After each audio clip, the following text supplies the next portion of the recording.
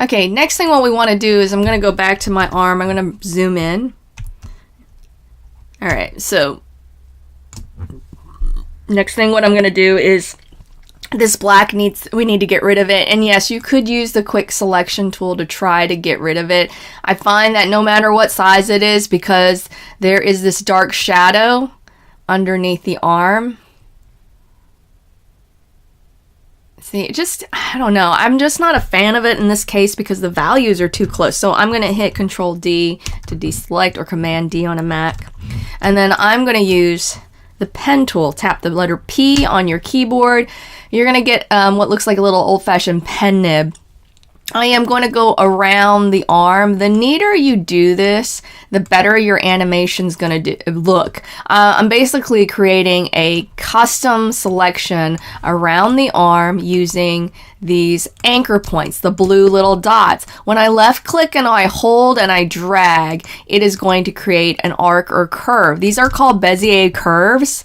So left click, drag, and the more you drag, okay, you're going to make that arc excessive, and you really just need a slight just to kind of curve it and see how much of a curve you actually need. And so if I think about a circle, if I'm curving here, I start from the top, midway, and then I probably want the bottom of that curve right here. So you don't have to do a lot of these. Just remember the handles that you see coming off of it from the curve, those are there so later on if you make a mistake, you can go ahead and adjust it.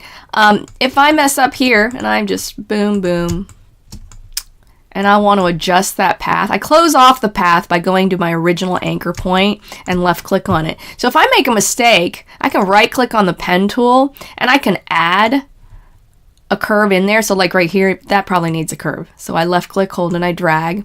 I can use my selection tool, which is the white little arrow below it, and then I can select the path, left click on the path, and when the anchor points turn white, I can move things down and I can adjust them.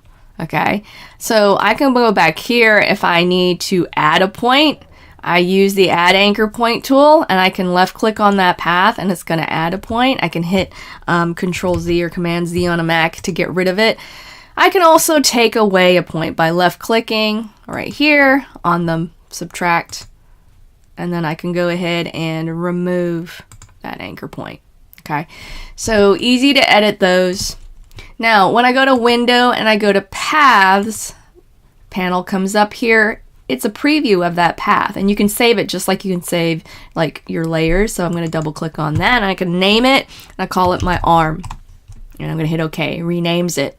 Now, what I want to do is now I want to select those pixels inside, and I'm going to hit the Control and then left click on the preview. I'm on a Mac, so I have to hit my Command key and then I left click. It is automatically switching to the marching ants, and I've got those pixels selected. Okay, next thing I'm going to do is I'm going to select inverse because I want to get rid of this black right here. Hit the delete key and it's gone. Control D or Command D on a Mac to deselect. But obviously I'd want to do a better job because as you animate this is going to move and it's probably not going to look as good on the background of the original photo.